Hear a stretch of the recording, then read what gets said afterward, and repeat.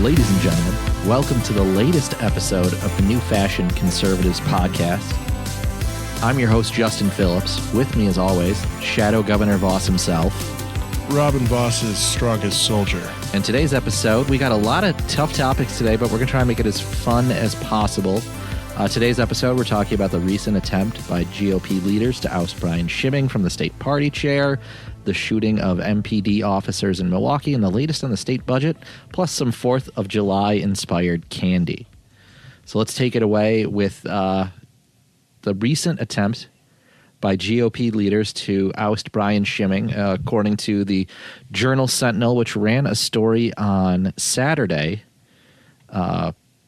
about this. And I think before we really get into the story itself from the Journal, we should talk about the fact that, as someone who, I was at the 5th District Caucus, and people there in mid-April were campaigning on this. Like, this was actually something they said, is they were just very disaffected by the direction of the party, taking as many losses as we had over the past couple of cycles, really kind of disappointed with Brian. And, something as we've hinted on this pod a couple of times, that was something that inspired us to do this, is just wanting to have the Wisconsin GOP moving in a better direction than what it was. I believe that there's been a lot. This has been kind of brewing underneath the surface for a while, and obviously, as losses kind of stack up, there's more of a call for this kind of action to be taken. Now, there were calls to vacate the chair or for him to resign. Yep. That came from within the executive committee. Mm-hmm. And the Wisconsin GOP, unlike some other state parties, it comes within the executive committee, or the executive committee has a decision to extend, mm-hmm. quote unquote offers to the chair. They're not elected by the full body of the right. delegates. Unlike the DPW or Democrat Party of Wisconsin, which elected Devin Remiker by all of their delegates. Mm-hmm. So a little bit different. So this came from the exec committee. And now this, I don't remember specifically if they mentioned who exactly was calling for this, or if it was just a specific, an individual just on the exec committee, because it kind of, if someone's going out on the record and saying that, I feel like you would only want to do that if you had a few more votes. Yeah. Or you don't want to just go out on a limb and say, oh, I think we should change the party chair unless you had maybe some momentum. Because my problem with the story was that, okay, so someone was calling for him to resign, and then a couple days later, the story was, oh, well, there's going to be no more calls for him to resign. He'll be in the position for the 2-year term for the foreseeable future. So I'm not in the behind, in the know on that stuff. So I'm not sure how we got from he needs to go to, okay, actually he's okay for these next 2 years. That's a tough spot to be in. I mean, if you're being told outright that people want you to resign, and the one name it mentions in the Journal-Sentinel article is the guy from the 8th Congressional District Chair. But again, we knew that at the 5th Congressional, I knew that at the 5th Congressional caucus meeting, that there was a lot of frustration. That's what two of the candidates who won ran on. Mm-hmm. We see the fact that the fundraising numbers for the state GOP lags behind. One of the things I have an issue with is the way they staff. I think too many of them are just UW-Madison CRs that work into their first position there and then continue to move up without really ever trying to cast a wider net for people outside of the Madison echo chamber. And then I really want to know what field staff are doing right now. I saw they recently hosted a poll worker training, and quite frankly, I don't think poll workers have a lot of value. It's going to sound, do you want to talk about election integrity? But the fact is that people sitting behind the poll workers isn't an effective use of time on election day. And as someone, again, who believes in the overall goals of WisRed, why do we not have field staff trying to replicate WIS-Red in the 71 other counties? Why aren't field staff going through the county board positions, the village and town board positions they have, the school board, and looking and saying, hey, these people are Republicans? Like, at least do the little bit of Googling to find out who's on each board and say, oh, these are the Republicans, these are the people we want to support, and then find out the ones that aren't and be like, oh, this is a 60, 70, 80% conservative community that has Democrats on it because they sneak on these nonpartisan races. Well, I totally agree. But it all comes down to money at the end of the day. What is the chair's responsibility? Is money. Now, I haven't in full disclosure, I haven't followed everything that the party has done, like from, the chair down. But I do remember Schimming had talked about, kind of in the wake of the Schimmel situation, that, yeah, we've done stuff that we've never done before at the party. And I don't remember specifically what he had said. But I feel like if you're the chair and you want to continue to be the chair, I think we should all know what were those things. I mean, maybe state convention would have been the place to do it. And I'm not necessarily asking for an itemized list of, how many pieces of literature did you send out to voters. But like, if there's stuff that you did that you think is different and new and not something that's been done before, okay, what are those things? Because frankly, what is the perception? Perception is reality when you think about it. And the perception is we don't raise as much money as the Democrats, which may never really happen, at least in the near future, and we lose. Those are literally the only two things. I could care less if the chair is from Wisconsin. I could care less if he's got any ties to Wisconsin. If he brings in $100 million, we're talking. I was going to say, don't forget the third thing that we're known not to do, which is knock doors. We saw those news articles following the April election and those posts from, I think it was Dan O'Donnell, who said that the state party turned out its like worst door knocking efforts of all time. So the thing that I really want to get to, though, is I think it's just the way that people are either defending Brian or attacking the people who are getting these positions on the exec board. The pro Schimming people, to me, are like my 6-year-old who likes to shove her fingers in her ears when she doesn't want to hear someone saying something she doesn't like. And this total denial that things aren't working out for the party seems wrong. I saw a legislator post a comment on the Facebook share of this article, and he said that Brian Schimming is doing fine. Fine is not the word we should be using when talking about the executive director or the chairman of the Republican Party. Amazing, awesome, crushing it. Those are words I want to hear. But fine. I would love to get to a point where I'm like the Democrats and I'm complaining that Ben Wickler isn't doing enough. Right. Right. Like you have it so good that the only thing that you complain about is that a decade-plus incumbent won re-election, and that you've raised only $200 million. Those would be great problems to have. Right. And the fact that we've lost a lot, but the fact that we've done this much already and still we have, the legislature for now, I still think is, a silver lining. So I would love to get to a point of where we don't have to worry about, as much, only raising, I think it was only $40 million that we've raised over the course of Wickler's tenure, and he's raised 200. Yeah. So, when you compare those two numbers, it's just not even comparable. So. It's not. And I think the tougher part for Schimming is that he's being paid. This is the first time we've paid the chair. Otherwise, it's been a volunteer essential position. Yep. And, when we're turning out shit door numbers and getting smoked by the Dems on fundraising and on the precipice of potentially losing one of the houses, to say nothing of the fact that we have to win 3 statewide officers and hold John Leiber's position. Or John Leiber will just bring the other 3 over the finish line. But we have an uphill fight for all those offices, and I don't know what work is being done at the party for that. I saw Forbes ran a list of Trump's billionaires, all the people that supported him. 2 of them were from Wisconsin.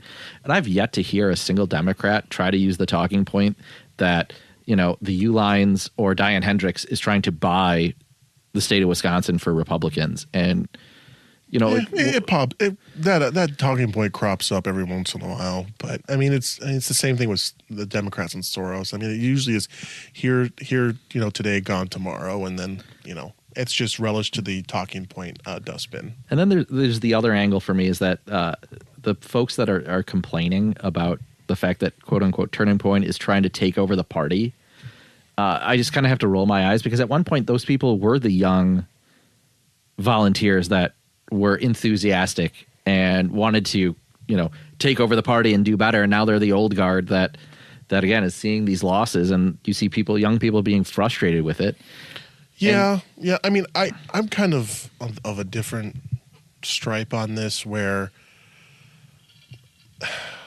it's kind of a case-by-case basis. I think that there are legitimate people within the Turning Point movement that mean well and are good people and want to do the best by the party. I do think that there are some that more or less want to subvert the party, or that there are certainly people maybe within, I don't know, a certain Patriot Front group that want to basically subvert the party as a whole, and this is just the best vessel. So they support it. Sure. So, because at the end of the day, we do have to govern, and a lot of these people I feel like aren't, really prepared to do that once they get into power. I'm more than willing to be proven wrong by those people, but I am more, my standards are, can you do the job, do it effectively, and win? I don't care who does it. If it's the party, a Turning Point person, I don't care.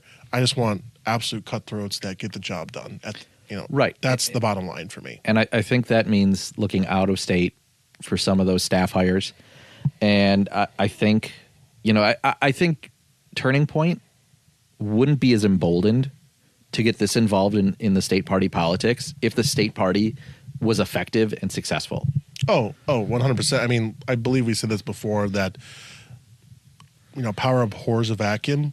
So there was a space that was left, and they filled it. Yep. So I don't totally blame them either. Yeah. And now you have a bunch of olds complaining that the youths are trying to subvert the party, but I think in reality is they're trying to. Some of the youths, though, I think are, maybe need to just take a step back. That's all.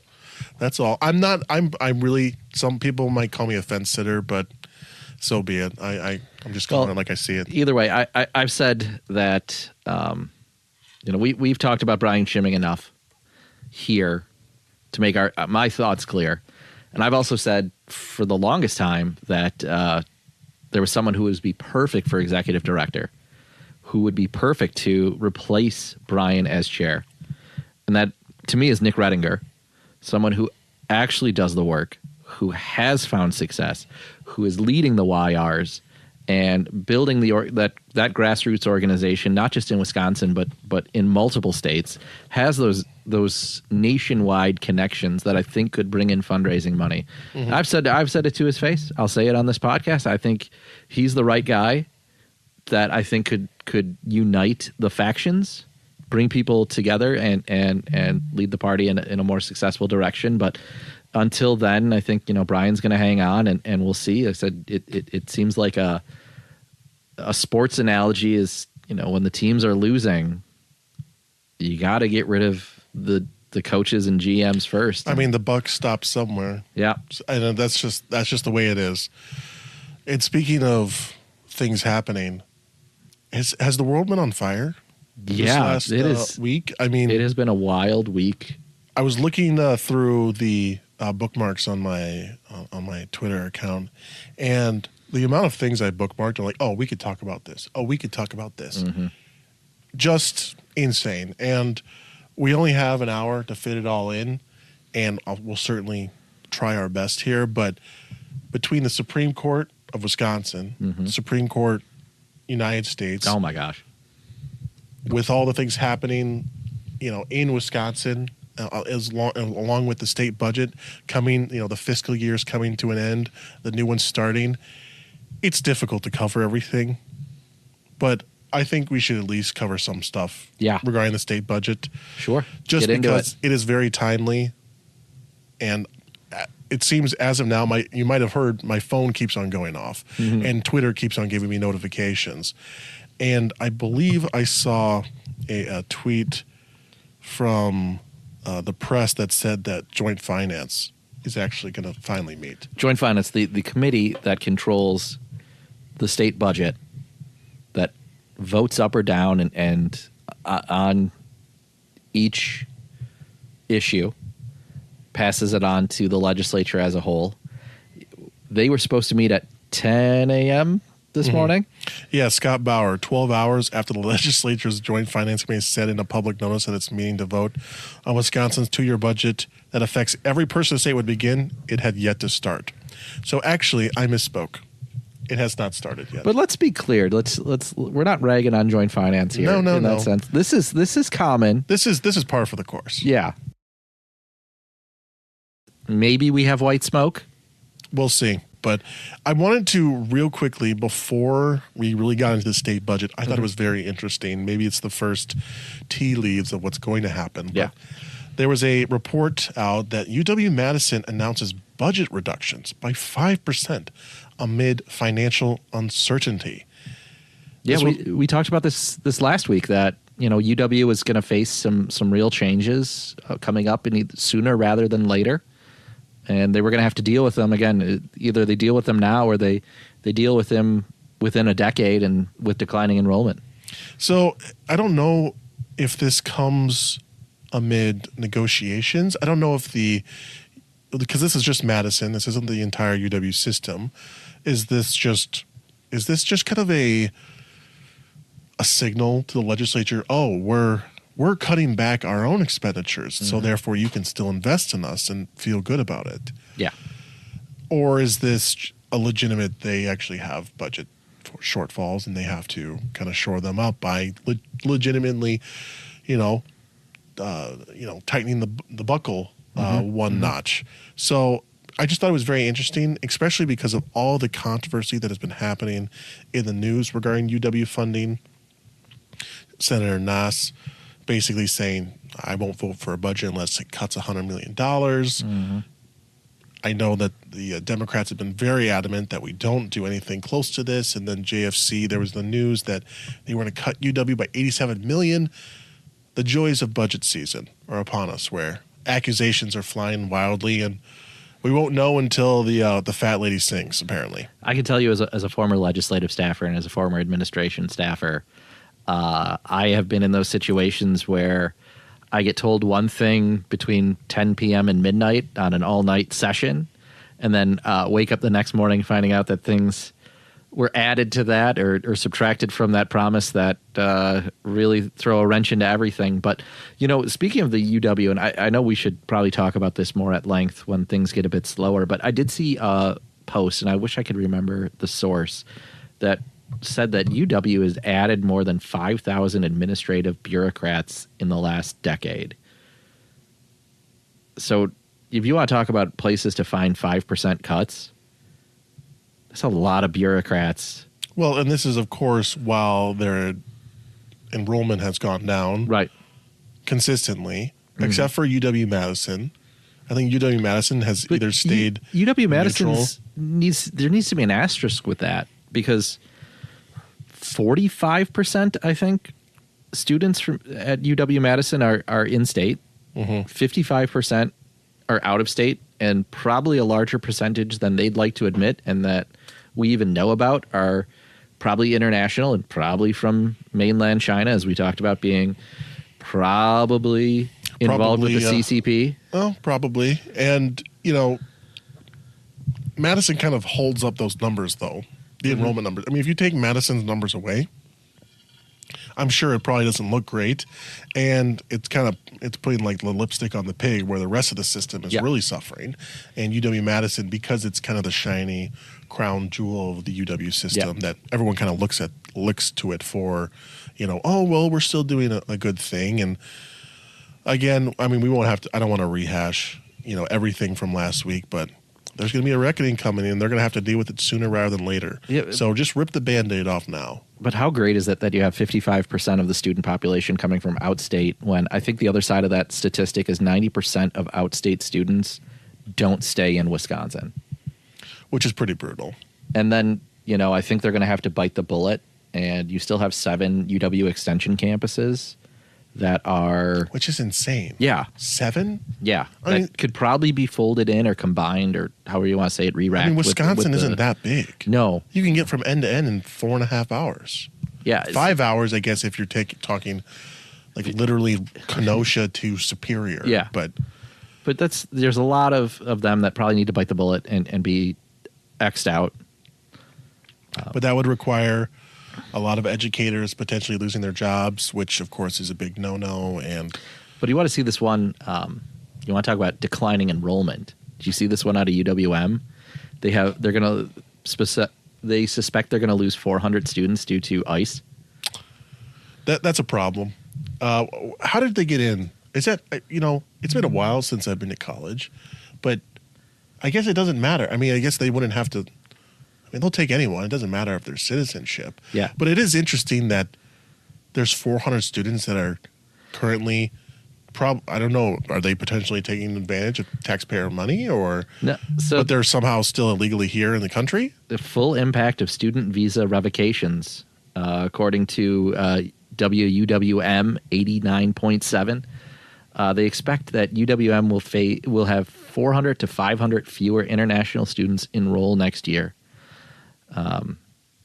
So yeah, you're talking about people not even coming up. But then again, we've talked about this. Mark Moan has tried his best to run that place right into the ground. And he's going to leave the next chancellor, I'm sure, with a giant mess. So he clearly didn't learn any lessons in the last year or two of his tenure. But yeah, tell us more about the budget. Yeah, let's talk. I mean, you had mentioned MacIver had put out MacIver being the think tank that they are. Yeah, MacIver Institute put out they had their Leroy Jenkins moment. And on the 23rd, they announced that they came up with this idea that the legislature should scrap the budget and start from zero. And I 100% agree with that statement if you include for 2027 in there. And that has nothing to do with who's going to be governor in 2027. That has nothing to do with the makeup of the legislature. I just think that's good for business. Yeah. That you start from a much lower number, because otherwise, every budget is last session's numbers, last cycle's numbers, plus whatever they want this year. Yeah. And there's very rarely a cut. And I think there was a bill by Senator Kappinga from, this is probably close to a decade ago now, that said that every agency had to include not just what they want, not just their base plus what they want, but a base plus a 5% cut or 10% cut. And what they did was, every agency did this, is we're going to cut our most valuable program by 10%. Like, they didn't take that requirement seriously. It was malicious compliance. Yep. Where they're like, oh, here's our most popular program that everyone would love. What if we just cut it? And it's like, come on, get real. And honestly, that's the stuff that really, and I could maybe understand, the administration of the department's position, where it's like, okay, well, it's hard for us to find cuts here or here, but like, this is clearly not the intent, was to cut maybe popular programs that actually work. Maybe it's the things that haven't been around, or they haven't been funded, or they have such little funding, or they're just not effective anymore. I mean, once a government program is in there, it's very hard for them to close. Yep. I mean, you have to use legislation unless the department just decides not to do them anymore, and then they're just forgotten about, which I guess could be. But when was the last time a department just stopped doing a program? Well, I guess when Evers said, oh, there's that elderly jobs program. Yeah, outside of that, it seems most programs just continue on into perpetuity. But we should talk about, and Shadow Gov, I'm going to turn this one over to you. The Dems have had their own demands or grandstanding about the budget. So while the Republicans work on things, and while it may seem slow or hectic or, all sorts of less than ideal situations for the Republican side, the Democrats aren't exactly.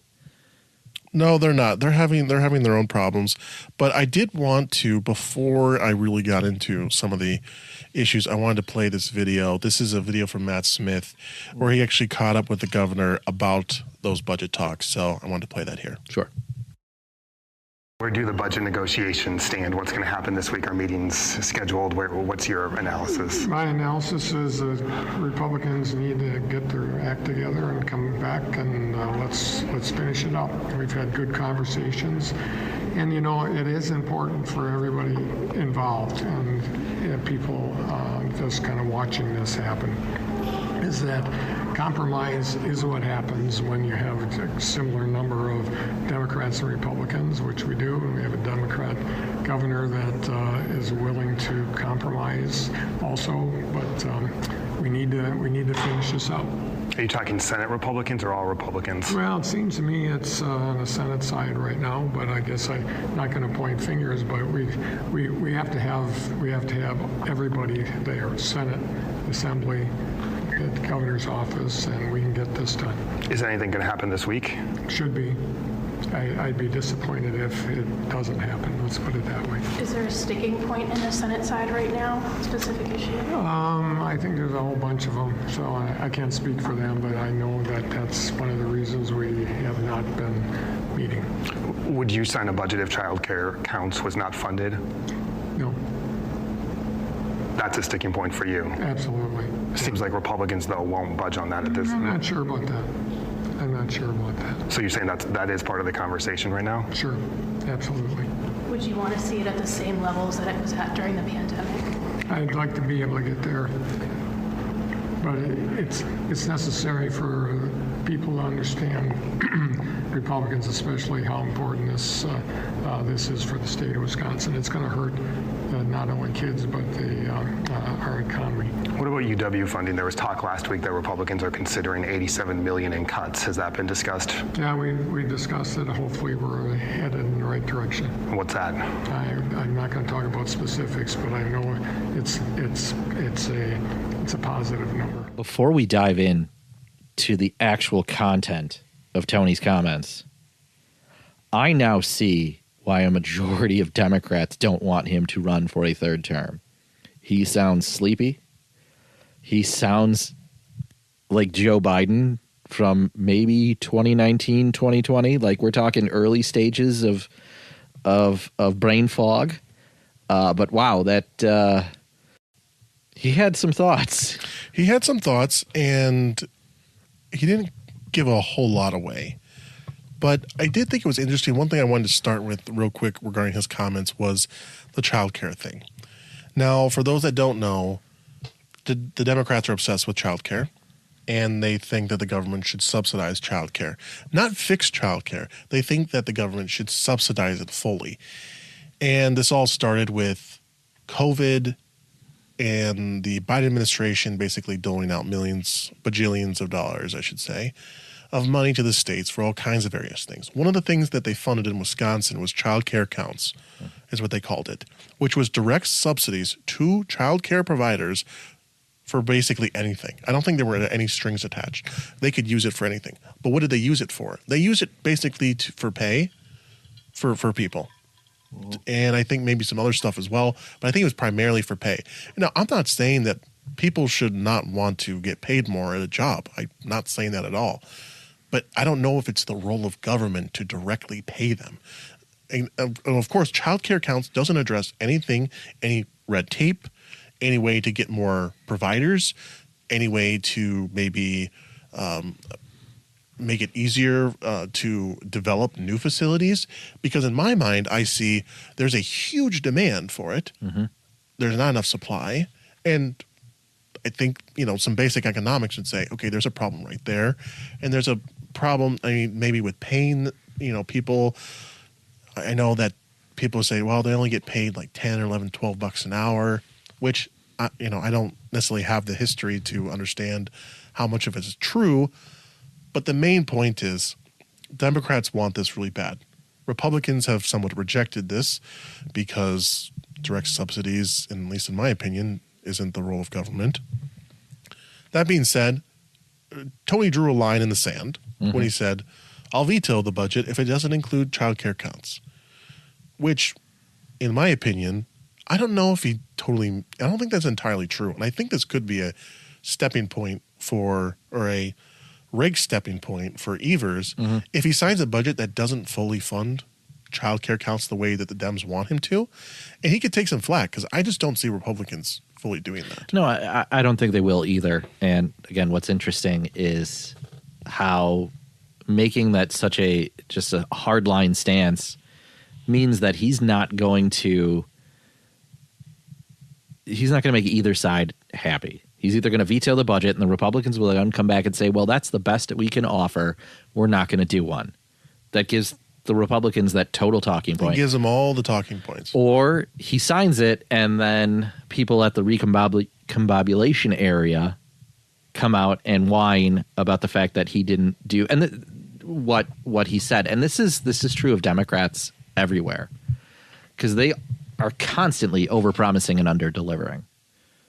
Yeah, I would say that. I think they also Democrat governance is giving people money, and then when the money runs out, blaming Republicans for not picking up the tab all of a sudden. And this is a classic example of it. And funny you bring up the recombobulation area. Dan Schaefer's little outfit, although he had a guest writer, Emily Cephos. I don't know how to say that name, but don't even try. She I know she ran for assembly, and I think it was in a blood red district. I think she ran. I want to say it was against Mark Bourne or something. I think that's right. But I just remember it was in that area. And so she ran, and she kind of echoed Evers' statement where she wants him to quote, and quoted the headline, draw the line and hold it, how Evers and Democrats can step up in state budget negotiations. So very timely, and who knows, maybe the governor's office saw this and was like, you're probably right. We should probably do that. And, she had mentioned a few things regarding not basically negotiating with the Republicans because you can't. You can't compromise with a party that isn't negotiating good faith, which I think is very hilarious because I think Evers even said, based off his comments, it sounds like they're having talks and at least they're positive. He mentioned positive money for UW, even to my own chagrin. But clearly there's some movement. Even that is such a intellectually bankrupt position to have when the governor has raised taxes for 400 years. Talk about not being in good faith.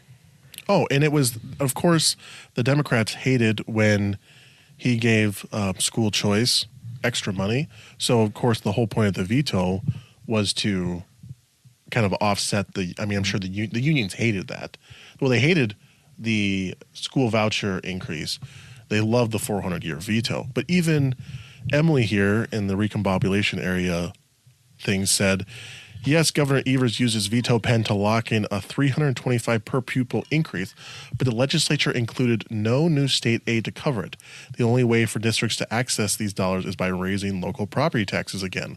Wow, amazing. The consequences of your own actions. You're going to have to raise taxes on the locals. You can explain that to your locals why they have to do that. So, wow, imagine having to deal with the consequences of your own actions. Incredible. Then I know, but there was a ton of other complaints where, the pattern is predictable. Republicans create crisis, block every solution, and then blame government for the fallout. When Democrats respond with silence or softened demands, we don't look principled, we look complicit. So, no uncertain terms, she's basically calling Evers do not, under any circumstances, give them a win here. You need to hold the line because that's what we voted you for. They're negotiating in bad faith, legislating. Then she goes on, though. She whines about the fact that the governor hasn't had joint press conferences with school superintendents, child care providers, and parents. He's not using his bully pulpit. Why not hold a primetime address to say clearly the Republican legislature is sabotaging your schools, your childcare, and your communities? Does she want like a dark Biden moment for? Yes, they do. But honestly, it would be pretty based if governors did like primetime addresses. Who's going to cover the governor's primetime address? I'm sorry. Like, I don't know. I think they would do it. If there was a Republican governor, I think they would do it. I just think Evers, and it's like he's kind of got the Sleepy Joe, It's true. It would have to be. It would have to be a mid-afternoon address, and then everyone would complain that he's cutting in on their soap operas. Yeah. So, I mean, I don't necessarily blame her for wanting to have a governor that like viciously, defends their positions and advocates for their stuff. But I just think that Evers has to be really careful about promising something, which is why I brought up this childcare thing, because I don't think he can fully deliver for it. And I think he's going to get raked over the coals. She said, let me find it here again. In the article, where is it? $480 million was what Evers put in his budget for child care counts. Are you kidding me? $500 million for just one thing? There's no way that's happening. So in my eyes, if it's not $480 million, is she going to be upset? Are the Democrats going to be upset? Or if it's $479 million, is the governor going to veto it? Yeah, and I guess that's another question. I didn't even think about that. So, recombobulation area, never stop doing what you're doing. Yes, please keep dragging. Please continue to drag Evers. Give us more content. Feed us. And feed keep me. Trying to drag Democrats further and further left. Oh, of course. I absolutely love it. Now, on top of that, speaking of dragging Democrats left, Kelda Roys favorite is once again trying to grandstand, go figure, and she's been in the news a lot lately, and frankly, she's the only Democrat I'm seeing speaking up, and she's on Joint Finance as well. Do we have a clip? We do have a clip. Oh, give me that Kelda clip. It's not anything to write home about, but I think it's important that we elevate, the Democrats' rising stars. So here's a quick clip from Kelda grandstanding about Democrats holding the line as well on the state budget. So here it is. June 30th is a hard deadline. It could be disastrous for Wisconsin if we don't pass a budget. And we are not on track because of the delays and the back and forth of this negotiation process. We are here, Senator Johnson and I and our Assembly colleagues from Joint Finance, we are here. We've always been here. We are ready to work.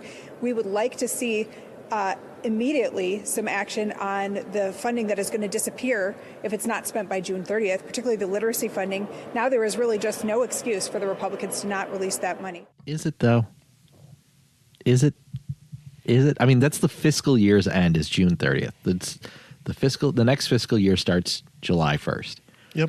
But it's not like we haven't done budgets that have been passed later than that. True. I mean, Kelda would probably love if we were in Congress because that talking point would actually mean something. Yeah. Or the government would actually shut down. Yeah. Whereas this one, she's trying to, it's scary. The negotiating process is scary and Republicans have failed to act. And I know we're not going to get into it a whole lot, but at the very end of that little clip, she said that, well, their funding's going to go away if we don't take action on it. And she mentions the literacy funding. Mm-hmm. Without getting into all the details, and we're going to do our own episode regarding all the lawsuits that are happening, there's just too much to get through in one episode. We can't talk about everything. Was the literacy case got decided. And spoiler alert, the liberal justices sided with the Republican justices in basically slapping down Evers' use of a creative line item veto for a non-appropriations bill. Saw this. So kind of crazy. I would love to get into it, but I can't get into it as much. But it does seem that Joint Finance will, I can't imagine them not taking that up in the next couple days and just saying, release the funding now that the lawsuit has been determined. Yep. Absolutely. But Kelda always delivers on a far left talking point and a crazy concocted idea of why something is wrong. And there's another thing about the budget that I wanted to go over regarding another Journal Sentinel article by the name of To Scuttle Governor Tony Evers' Partial Veto Authority, Republicans push legislation with no funding. I saw this. So this Tell us sounds more.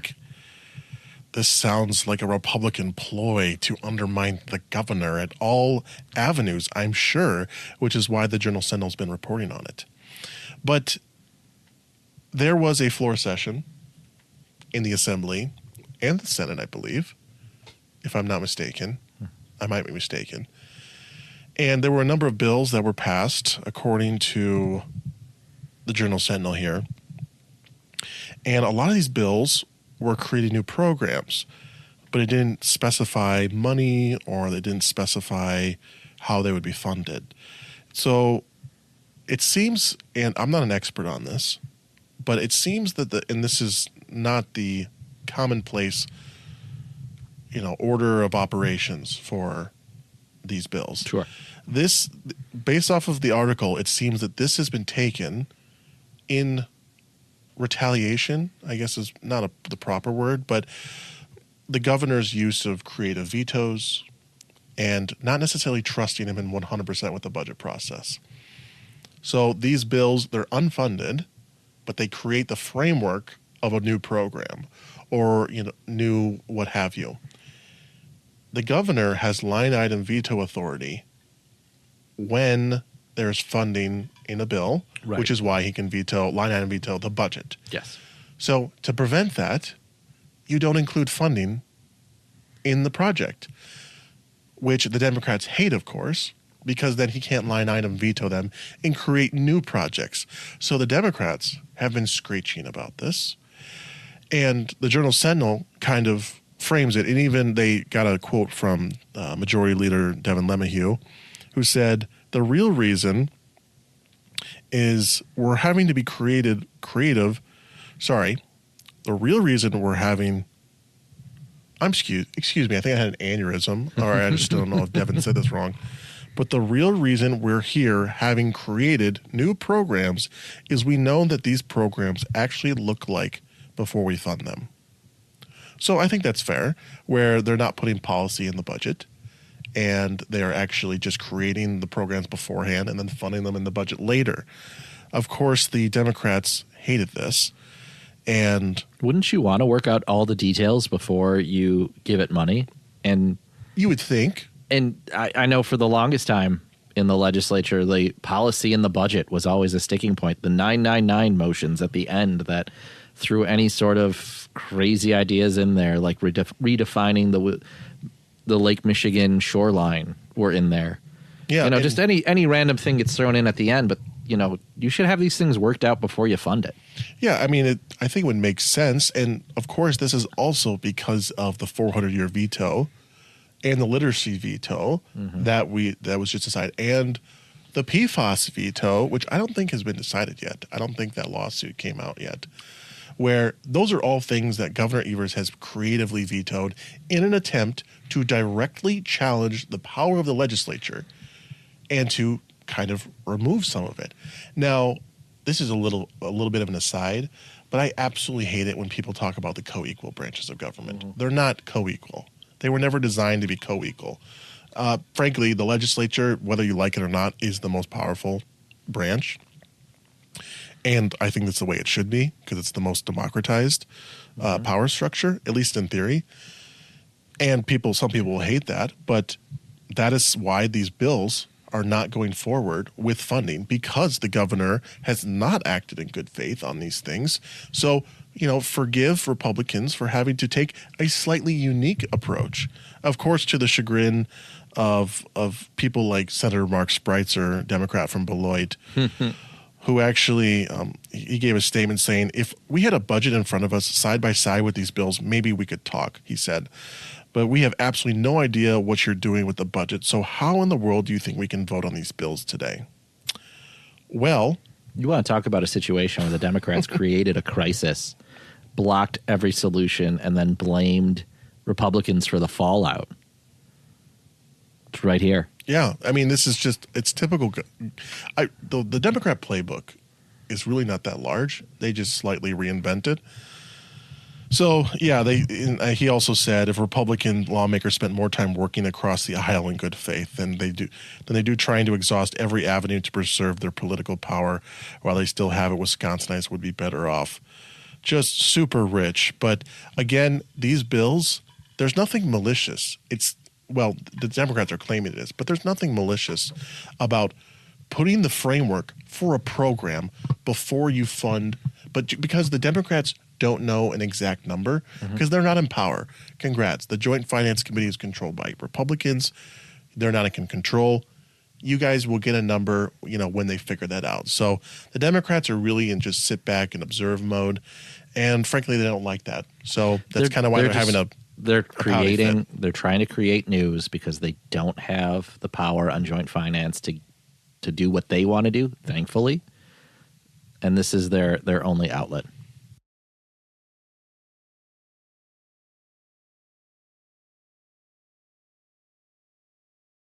All right, so we should talk about this news article, this situation involving 2 Milwaukee Police Department officers shot in the line of duty by a man named Tremaine Johnson. I know, Shadow Gov, this is important to you. This is a big deal, and we got to credit Wisconsin right now. I mean, if there's one area of reporting where they do a really fantastic job, it's in crime. It's in that criminal reporting. So they've done a ton of work on this one. But let's talk about this guy. Yeah, well, I have a bunch of reporters on notifications, and Wisconsin right now being one of them. So there was around 9 o'clock yesterday, I got a notification from them about MPD officer being shot. And of course, any officer being shot at is a bad thing in Wisconsin, but I think we can all say that Milwaukee has a additional problem with it, which is a bad thing. So they had mentioned that an officer had been shot around 9 p.m. They were apparently responding to a shots fired call. Mm-hmm. They were in an alley, and then they were just open fired upon. Ambushed. Ambushed is what the police were saying. So I don't think they used that word lightly, and it sounds like they didn't even see it coming. And based off, I don't know this for sure, but I'm just making an assumption here that I don't even know if he was the reason for the original call. I think what if he just saw the cops and said, "Oh, I'm going to shoot him." Mm. What if because I believe the individual there was a shots fired, or there was an individual with a gun was the original call. The police came, responded to the area. He saw them, he shot them. So I don't even know if he was the reason that they were there. But, of course, he's the reason for the story because he shot and injured 2 MPD officers. I believe they said he had a rifle and it was at close range or something too. Yeah, and one of them I know was, I don't want to say superficial, but I know one of the injured officers is going to pull through. I think he was shot in the foot was the bad one. The other one, though, just absolutely tragic. It's touch and go right now. Yeah, he's still in critical condition. I think he's probably still being worked on, in surgery. Yeah, well, again, this is all Wisconsin right now, so kudos to them for staying up on this and basically having all the news before all the other outlets, because there was kind of an area I know last night where they were reporting that he had actually passed away. I did see that, but then there's conflicting reporting said, well, actually, he's still alive. Mm-hmm. Well, Wisconsin right now had said that they had resuscitated him. Yeah. Or they had brought him back in some capacity and that he was in surgery. Mm-hmm.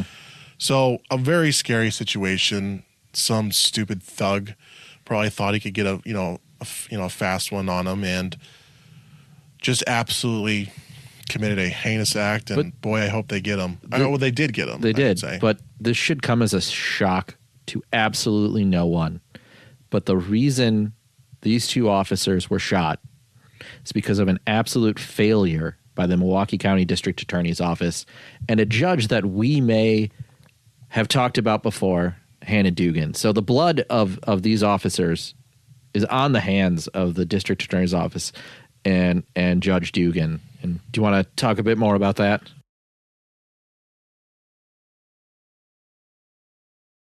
So there was a deferred prosecution agreement for 2 misdemeanors.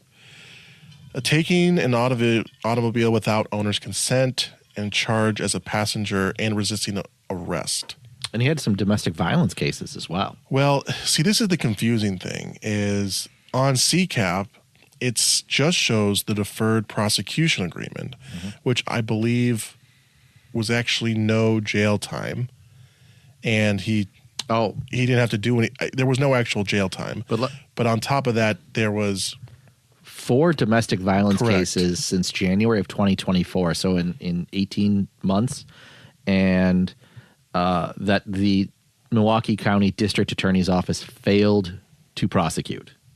Yeah, not a great situation, and it is very sad, especially just because this could have been all avoided. Where and this kid, he's basically a kid. I mean, He's 20 years old. yeah, right? he's 20 years old, and I think when this all started, he was like, I think the original case for the deferred prosecution where he stole the vehicle was when he was like 18 or 19. So this is over the span of a couple of years where he's not some, well, he got in a scuffle with the law, right when, one time, and then he was okay.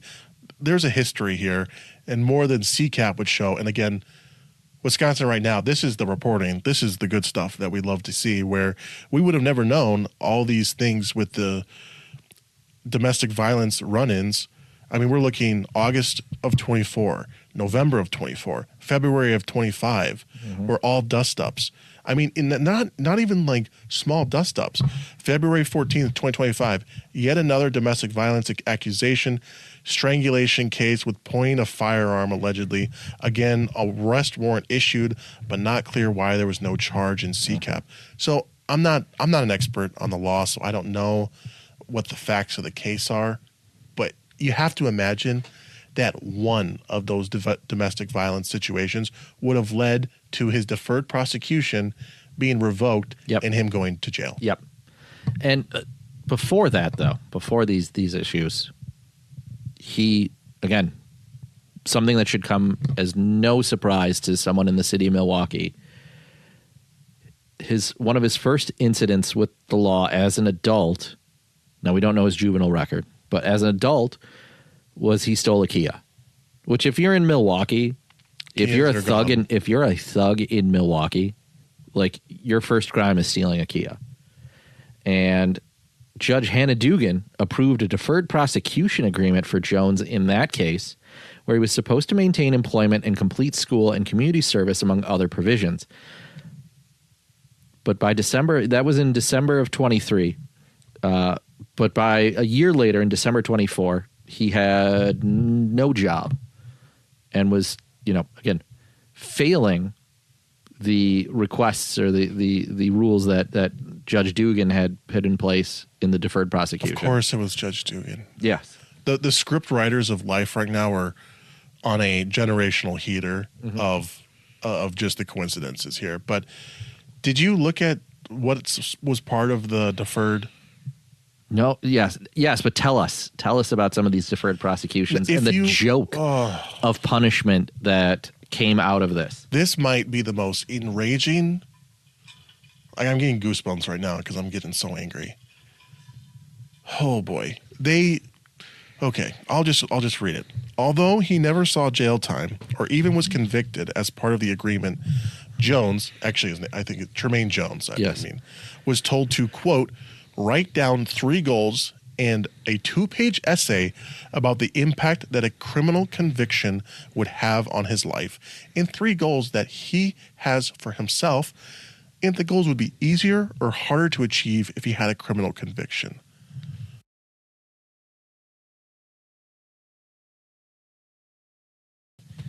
And so his goals, again, you look at him, you assume that he probably can't write that himself. He had help, I'm sure. And they had him write an essay. Yeah. Why is crime bad for me? Yeah. That is what they told him to write. And I don't know. It doesn't take a rocket. I mean, this is like 3rd grade stuff. He's a grown man. At this point, he's 18 years old. You should know better not to steal a vehicle. I remember when I was a kid, when I was like 7, And for some reason, I was at Home Depot and I tried stealing a drill bit because it looked cool. Okay. You know what my dad did? He said, we're going back and you're going to apologize and you're going to give it back to them. Mm-hmm.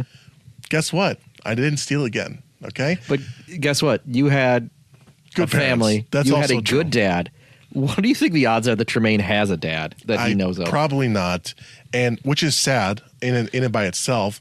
And in a whole indictment of the crime in Milwaukee. But I don't think I needed the experience of stealing drill bits at Home Depot to know that stealing a car was a bad thing. Right. You know, these are just things that, and it's like we're babying. I understand that he's a kid. He's 18, but like he's functionally, probably emotionally a kid.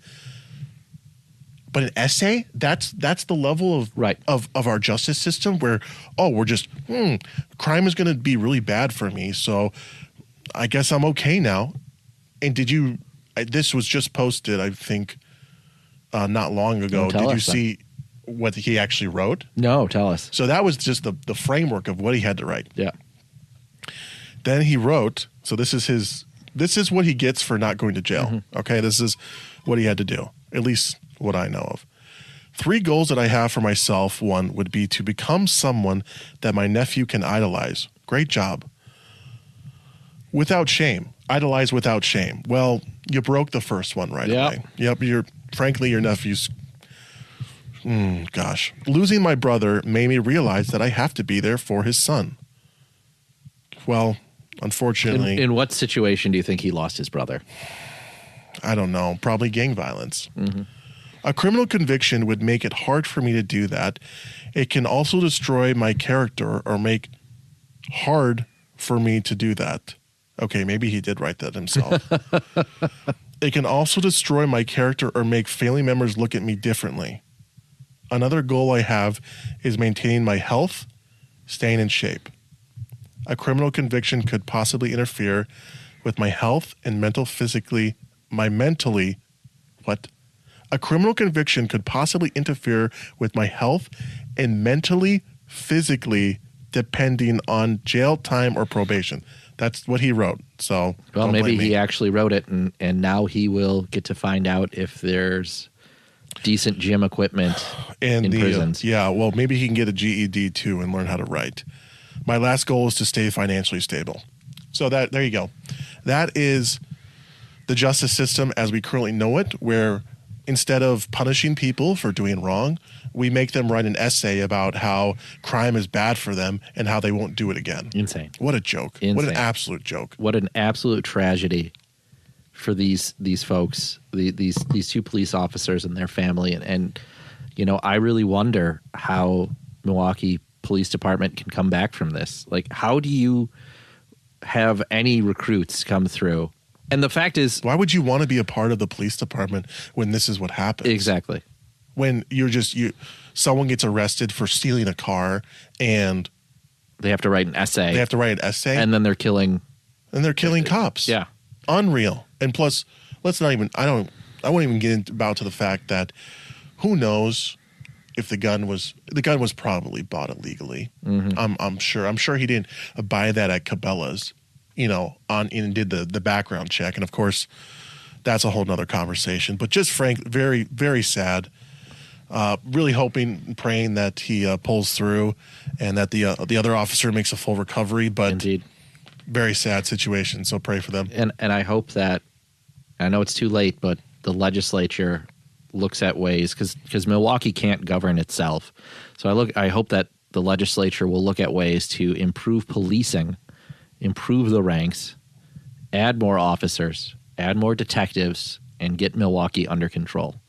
Amen. But with that in mind, with that out of the way, let's get to some candy. But our first candy, Shadow Gov, what is your least favorite candy? This because their first story is like the Mike and Ike's, or the love Mike and Ike's. The Good and Plenty, the Red Hots. I don't like Red Hots. I'm not a giant cinnamon spice guy. But I do love Mike and Ike's. I am not a giant fan of like all of the I love Snickers, but there are some like the caramel kind of candy, like the 100 grand. I'm not just a giant fan of. We'll call this the 100 grand of that, or the Mike and Ike's, the good and plenty. I of love it. Mike and Ike's though. Our first story, courtesy of Rebecca Klopf at the WTMJ, wrote this story about an Oconomowoc native makes history as a pioneer gender-affirming surgeon. And normally I would really care about Marcy Bowers, who graduated from Oconomowoc High School, became the first surgeon with transgender history to practice gender-affirming care, and her groundbreaking work, because, of course, this is couched as a fluff piece for Pride Month. I know, which is interesting. But more disgustingly, she was an OBGYN that delivered more than 2,000 babies. She? And began to realize that her birth gender didn't align with who she truly was.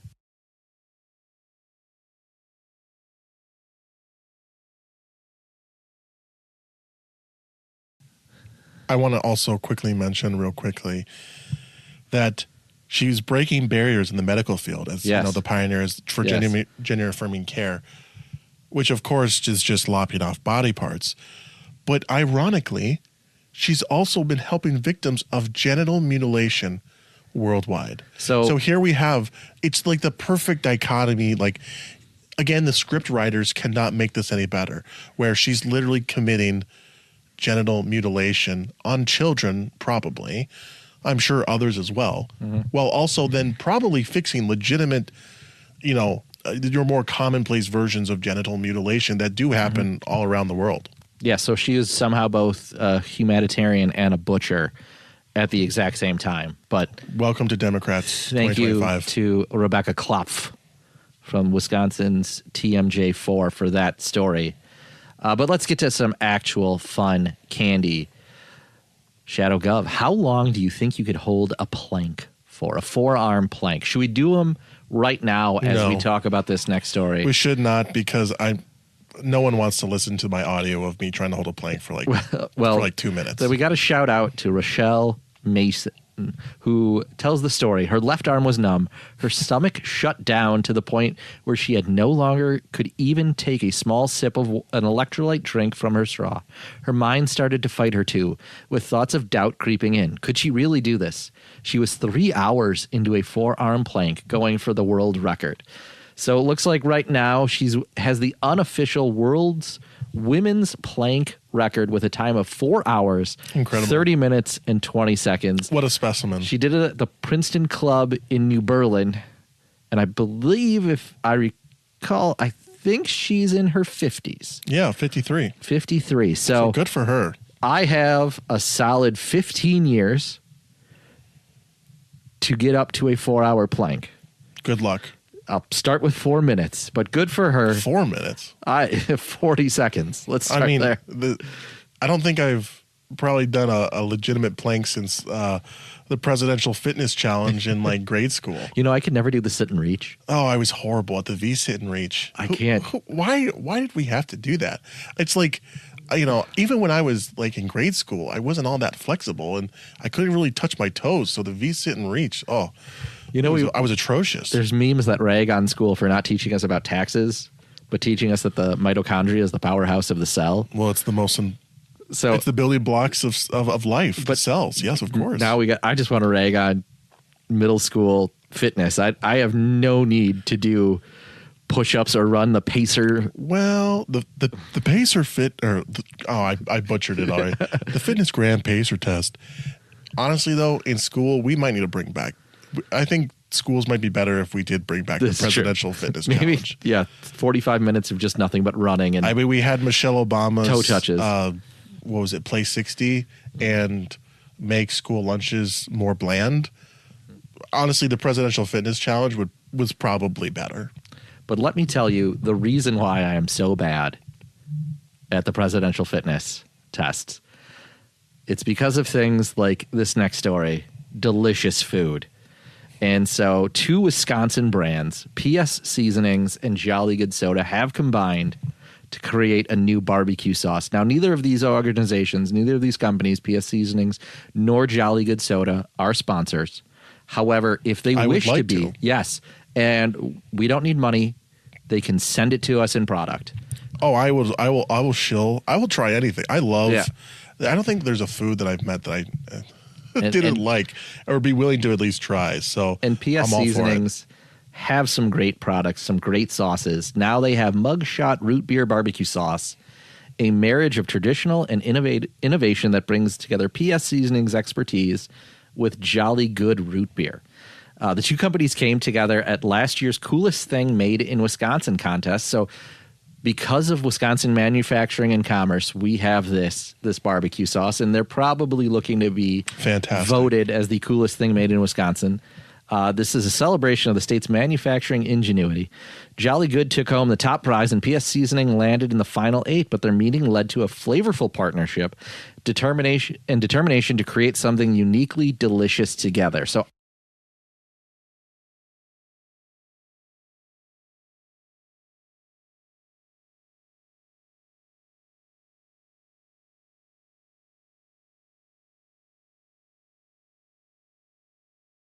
I just picked up a bottle of this Mugshot Root Beer Barbecue Sauce. Did you really? I did, and I can't wait to try it out. 4th of July is coming up. Perfect time to do it. We can talk about how delicious that is. And again, shout out to Jolly Good Root Beer and PS Seasonings for bringing this together. Sounds like it'll be perfect on pulled pork. Please report back, because I would love to try some eventually. I love me some root beer. I love me going up north and having some root beer floats. You know, it was interesting. I went to, Water Street Brewery, and they had the root beer old fashioned. Really? Interesting. I don't know if I would have it again. It was definitely very root beery, but it wasn't bad. I'm obviously a really good old fashioned will trump it every time. Sure. But I applaud them for the creativeness, and I never had one before. So you're saying in a pinch, you don't have Jolly Good's Sour Power, you don't have a white lemon lime soda. Root beer is your next best thing. I do love root beer. Absolutely. Let's go for it. But anyway, so wrapping it up, I do have a recommendation for the week. It is 4th of July coming up. If you get the opportunity, walk in a 4th of July parade. That's my recommendation for you. Go do it. Join with the Republican Elephant of Waukesha County or wherever your parties are There's walking. Parades everywhere. There's parades, and go do it. Some of my favorite experiences on the campaign trail come from 4th of July parades. My favorite being the Menominee Falls Parade, the year Alberta Darling was facing that recall. We didn't know what we were expecting because Menominee Falls' parade's on the 3rd, so it's really the first one. It's very crowded. People from all over southeastern Wisconsin come to that parade. It's very popular. It's amazing. We turned that first corner, and it was just an eruption of applause and cheering. And I knew at that point that we were going to win that race, seeing the response we got from that parade. Though one of my favorite moments, and again, this is something you only get in parades. I had a high school math teacher that was a total knob who decided to heckle Senator Darling in that parade, and I got to look at him and stare him down and chirp at him a little bit, and then show him that 56% is greater than 44% a couple weeks later. So good for him. If you get a chance, go. Don't just sit in there. Parades are fun to watch, but they can be just as much fun to walk, and that's my recommendation for you this week. Children. Here, have some candy. And that's a wrap on our episode. For the New Fashion Conservatives podcast, I'm Justin Phillips. Shadow Governor Voss, Robin Voss's strongest soldier. Be sure to like, share, and subscribe to our podcast on Apple, Spotify, Amazon, wherever you get your podcasts. Show notes can be found at Substack at newfashionconservatives.substack.com. Make sure to sign up there so you're the first to be alerted about our new content. Follow us on X at New Fashion Pod, Facebook, Rumble, Truth Social at New Fashion Conservatives. Send us memes, feedback, questions, hate mail, whatever you got to newfashionpod@gmail.com. Thanks and have a great 4th of July.